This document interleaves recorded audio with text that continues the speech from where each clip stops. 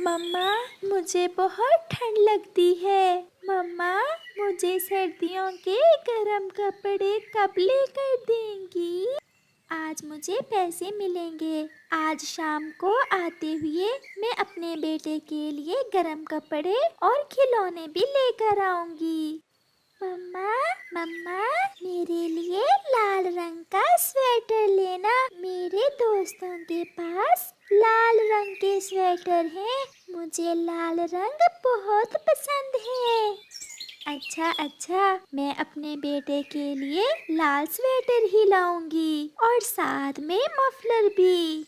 ये सुनकर चिड़िया का बेटा कुकू बहुत खुश हो जाता है। फिर चिड़िया कबूतर के खेत में काम करने चली जाती है। चिड़िया बहन, आज काम थोड़ा सही है। आप जल्दी जल्दी इन पौधों को पानी दे दें। कबूतर भैया, आज मैं थोड़ा जल्दी चली जाऊंगी क्योंकि आज मैं जाते हुए अपने बेटे के लिए गरम कपड़े लेकर जाऊंगी। आप चली जाना और जाते हुए अपनी तनख्वाह भी लेते जाना। उठो कामचोर कालू, जाओ और अपने बेटे के लिए कुछ ले आओ। अब ठंड बढ़ गई है और कुछ नहीं तो एक गरम स्वेटर ही ला दो अपने बेटे को। गोरी, तुम तो हर समय मेरे पीछे ही पड़ी रहती हो। कहाँ से ला दूं गरम स्वेटर? गरम स्वेटर कौन सा पेड़ों पर लगते हैं? पापा, मुझे बहुत ठंड लगती है। सब छोटे पक्षियों के पास गरम कपड़े हैं, बस मेरे पास ही नहीं है। कुछ तो शर्म कर, जाओ और कुछ करो। अच्छा अच्छा, जाता हूँ। फिर कालू कौवा अपने घर से निकलता है। वो वीराने में एक पेड़ पर जाकर बैठ जाता है। ये लें चिड़िया बहन, अपने पैसे गिन लें, पूरे हैं। आपने गिनकर ही दिए होंगे कबूतर भैया। अब मुझे जल्दी है, मैं जाती हूँ। रास्ते में जाते हुए चिड़िया अपने बेटे की खुशी का सोच रही थी। आज मेरा बेटा अपने गरम कपड़े देखकर बहुत खुश होगा। हम गरीबों की खुशियाँ भी कितनी छोटी छोटी होती हैं। चिड़िया गरम कपड़ों की दुकान पर पहुँच जाती है। भाई जी, मुझे वो लाल स्वेटर दे दें। ये स्वेटर बहुत अच्छी ऊन से बना है, पूरे 100 रुपए का है। और वो मफलर कितने का है? ये मफलर, ये 50 रुपए का है। फिर चिड़िया अपने बेटे के लिए गरम कपड़े लेकर वापिस होती है। वो बहुत खुशी खुशी अपने घर जा रही थी जब कालू कौवा उसे जाते हुए देखता है।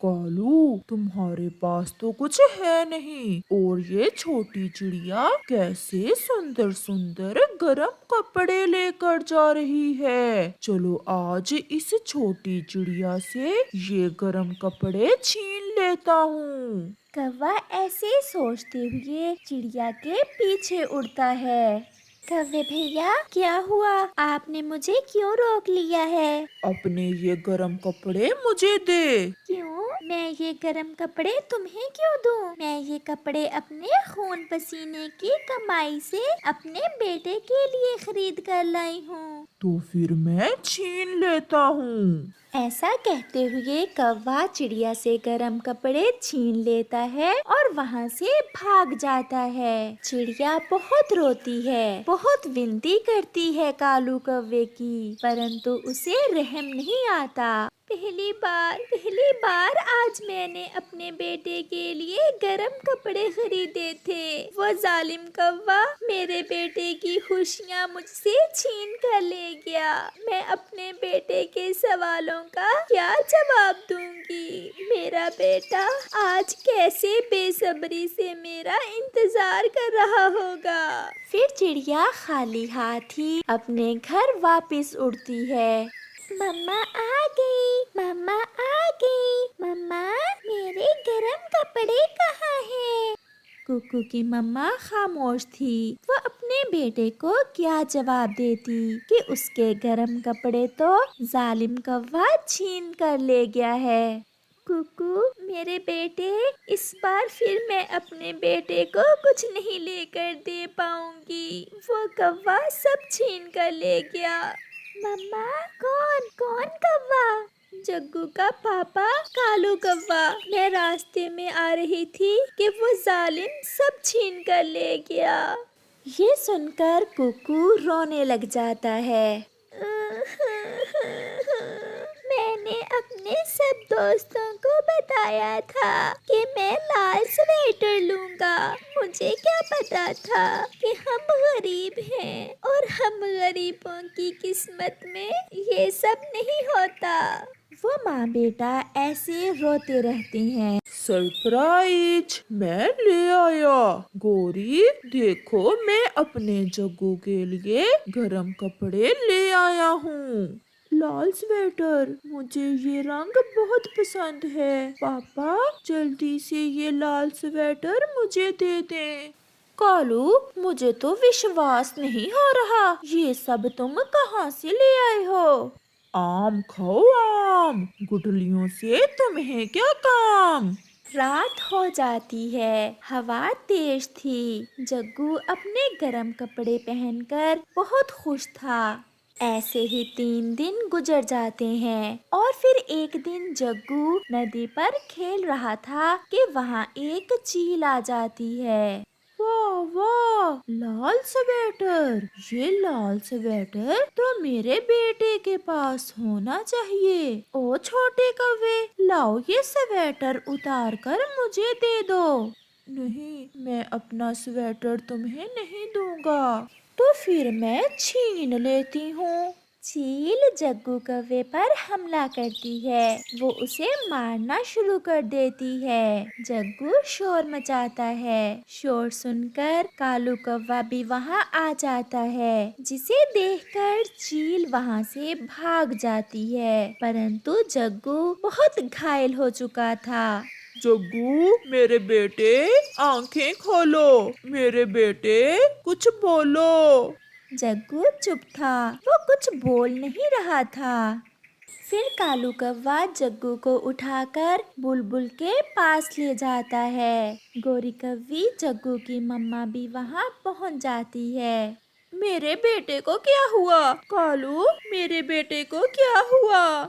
कौवे और कौवी, मुझे माफ करना, मैं अब कुछ नहीं कर सकती। खून बह जाने से आपका बेटा मर चुका है।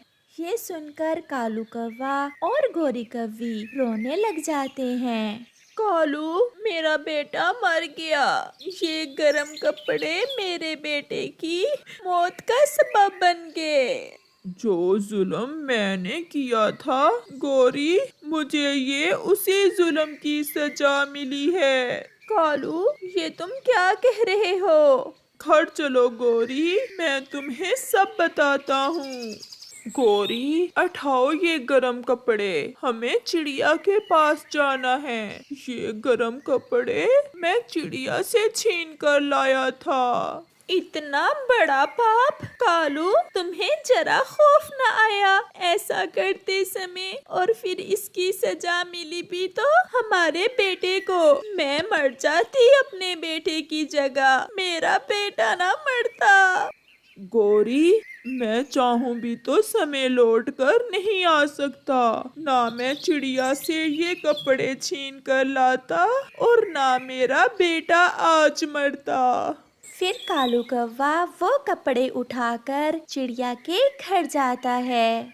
मुझे माफ कर दो, मुझे माफ कर दो, मैंने अपना बेटा खो दिया है। क्या? ये क्या कह रहे हो आप? हाँ चिड़िया बहन, वो चील मेरे बेटे के लाल स्वेटर पहने देखकर मेरे बेटे को घायल कर देती है और मेरा बेटा मर गया। ये कपड़े आप रख लें और मुझे माफ कर दें। अंकल, जब मम्मा ने मुझे बताया कि मेरे कपड़े आप छीन कर ले गए हो तो मैं बहुत रोया था। मैं सारी रात सो नहीं पाया था। कालू भैया, अभी सुधर जाओ, गरीब की आह से बचो। फिर कालू कौवा चिड़िया को गरम कपड़े देकर रोता हुआ अपने घर लौट जाता है। प्यारे दोस्तों, किसी कमजोर पर जुल्म ना करो, क्योंकि दूसरों की खुशियाँ छीन लेने से आप कभी खुश नहीं रह सकते हो।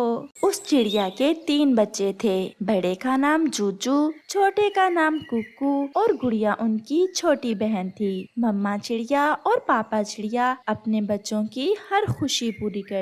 वो अपने बच्चों की हर इच्छा पूरी करने की पूरी कोशिश करते। वो एक किराए के घर में रहते थे। बहुत कोशिश करने के बावजूद वो अब तक भी अपना घर ना बना सके थे। जूजू के पापा, अब मेरे पास इतने पैसे तो जमा हो गए हैं कि हम अपना घर खरीद सकें। मैं कल गया था लकड़हारे पक्षी के पास। वो पूरे 500 रुपए मांग रहा था नया घर बना कर देने के। मेरे पास कुछ ही रकम कम है और वो भी मैं नया घर बनने तक जमा कर लूंगी। आप कल सुबह जाएं और उस लकड़हारे पक्षी से कहें कि हमारे लिए एक छोटा सा घर बना दे। और मम्मा, उस घर में मेरा घोंसला अलग से रखना है। अब कुकू बड़ा हो गया है, मुझे कुकू के साथ एक घोंसले में अब नींद नहीं आती। देखा कुकू, मैं ना कहती थी आप मेरे साथ सो जाया करें, बड़ा तो हर समय लड़ता ही रहता है। वो परिवार ऐसे बातें करता करता सो जाता है। दूसरे रोज जब चिड़िया का पति लकड़हारे पक्षी के पास जाने ही वाला था कि जूजू को बुखार हो जाता है। जूजू के पापा, जूजू को तो बहुत तेज बुखार है, आप जल्दी से जाएं और जूजू की दवा ले आएं। परंतु रानो, मैं तो लकड़हारे पक्षी के पास जाने वाला था। रहने दें, आप पहले मेरे बेटे की दवा ले आएं। घर को छोड़ें, घर में ही तो बैठे हैं। किराए का है तो फिर क्या हुआ, है तो घर ही। फिर ऐसे पापा चिड़िया अपने बेटे की दवा लेने चला जाता है। आप सब घर में ही बैठे बच्चों, मैं नदी से जूजू के लिए ठंडा पानी लेकर आती हूँ। फिर मम्मा चिड़िया नदी पर चली जाती है। चिड़िया बहन, सुना है आप अपना घर बना रहे हो। सोचा तो था कबूतर भैया, मगर शायद अभी भगवान को स्वीकार नहीं। रात से जूजू को बहुत तेज बुखार है। नया घर बनाने के लिए जो पैसे मैंने जमा किए थे वो तो जूजू के पापा जूजू की दवा लेने के लिए ले गए हैं। बस जूजू ठीक हो जाए, मुझे अपने बच्चों से बहुत प्यार है। चिड़िया बहन, सभी को अपने बच्चों से प्यार होता है। चिड़िया बहन, जूजू अब बड़ा हो गया है। मैं तो कहता हूँ कि आप जूजू की शादी कर दो। कबूतर भैया, हमने सोचा है कि कुछ दिन बाद हम अपने तीनों बच्चों की शादी एक साथ ही कर देंगे। और फिर शाम को जूजू का पापा जूजू की दवा लेकर वापस आ जाता है। अब जूजू कुछ ठीक है। मम्मा, मैं अब ठीक हूँ, आप चिंता ना करें। इस बार फिर हम अपना घर ना ले सकें। जो पैसे थे जूजू की दवा पर लग गए।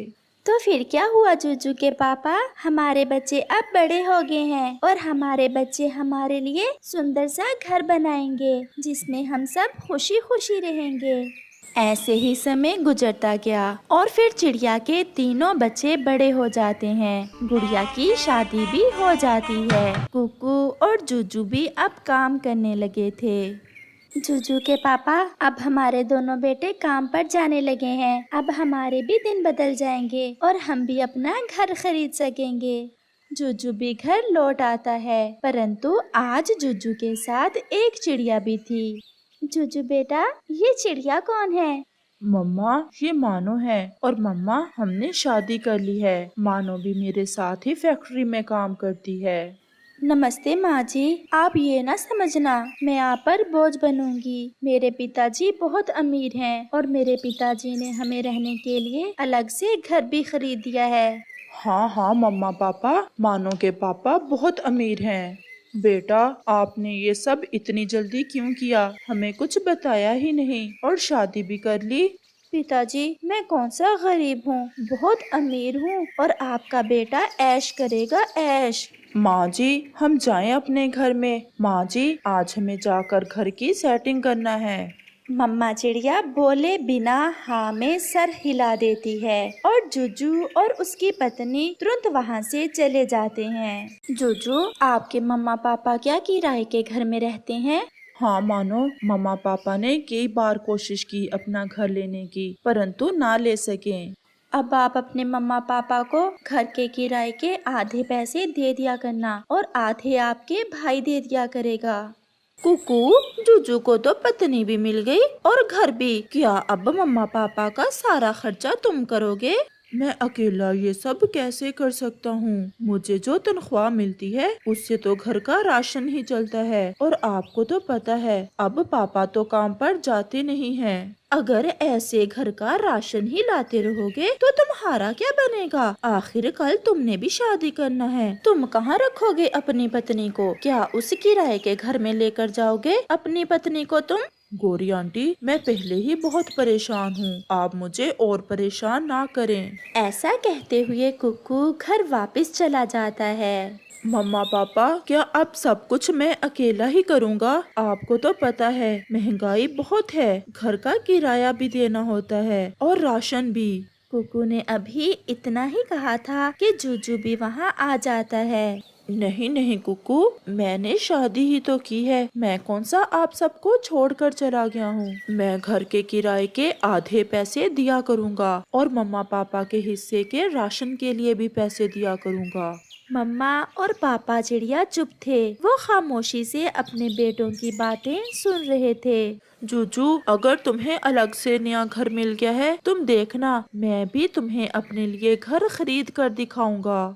यार कुकू, मुझे तो मेरी पत्नी ने दिया है, आप ही बताएं मम्मा, मैंने कौन सा अपने पैसों से लिया है? मुझे तो घर मुफ्त में मिला है। ये ले इस महीने का आधा किराया, बाकी राशन के पैसे भी मैं दे जाऊंगा। ऐसे जूजू चला जाता है। मम्मा, मैं भी अपने काम पर जा रहा हूँ और मैं शाम को थोड़ा देर से आऊँगा। कुकू भी वहाँ से चला जाता है। जूजू के पापा न जाने हमसे कहाँ कमी रह गई अपने बेटों के पालन पोषण में, जो ये ऐसी बातें कर रहे हैं। दोनों को अपने अपने घर की चिंता लगी हुई है। किसी ने भी ये नहीं सोचा कि मम्मा पापा सारी उम्र से किराए के घर में रह रहे हैं, पहले मिलकर मम्मा पापा के लिए अपना घर खरीदे। वो बता तो गए हैं कि आधा आधा किराया दे दिया करेंगे, ये भी वो एहसान समझ रहे हैं हम पर। जब से जूजू ने शादी की है, मुझे तो कुकू का अंदाज भी बदला बदला लग रहा है। कुछ दिन गुजर जाते हैं और फिर कुकू अपने मालिक से कुछ पैसे अपनी तनख्वाह में से एडवांस लेता है और एक घर खरीद लेता है। चंदा, आज मैं बहुत खुश हूँ, आज मेरा भी अपना घर बन गया। अब मैं जूजू को बताऊंगा कि मैं भी उससे कम नहीं हूँ। पति जी, मम्मा पापा के घर का किराया कौन देगा? चंदा, आप मम्मा पापा के घर के किराए की चिंता ना करें, वो पहले भी मैं और जूजू आधा आधा देते थे और अब भी आधा आधा ही दिया करेंगे। हमें बहुत प्यार है अपने मम्मा पापा से, अगर हम उनके घर का किराया नहीं देंगे तो और कौन देगा? अब मैं जाकर मम्मा को बताऊं। मैं भी साथ ही जाती हूँ।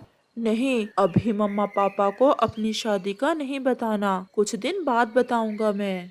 फिर कुकू वहाँ से चला जाता है। जूजू भी मम्मा पापा से मिलने आया हुआ था। मम्मा पापा, पता है आज मैंने क्या खरीदा है? नहीं बेटा, हमें तो कुछ पता नहीं। आज मैंने भी जूजू की तरह अपने लिए घर खरीद लिया है, अब मेरा भी अलग से घर होगा। तो क्या अब तुम मम्मा पापा के घर का किराया नहीं दिया करोगे? क्यों नहीं, अपने मम्मा पापा से तुमसे ज्यादा प्यार करता हूँ। मैं घर का आधा किराया भी दूंगा और राशन के पैसे भी। तो फिर ऐसा करेंगे कि 1 महीने राशन तुम ले दिया करना और 1 महीने मैं, और किराया आधा आधा। ये सब सुनकर मम्मा पापा का दिल भर जाता है और वो जोर जोर से रोने लग जाते हैं।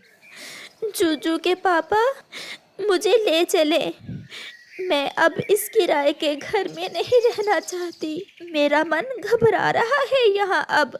मम्मा, आप रो क्यों रही हैं? आपने कौन सा इस घर का किराया देना है? किराया तो मैंने और कुकू ने आधा आधा देना है। आप यही समझे कि ये घर आपका अपना ही है। घर दीवारों से नहीं बनता मेरे बेटे, घर परिवार से बनता है, घर प्यार से बनता है। आप हम दोनों पर इतना बड़ा एहसान ना करें और ना ही हमें आपके पैसे की जरूरत है। खुश रहो मेरे बच्चों, खुश रहो।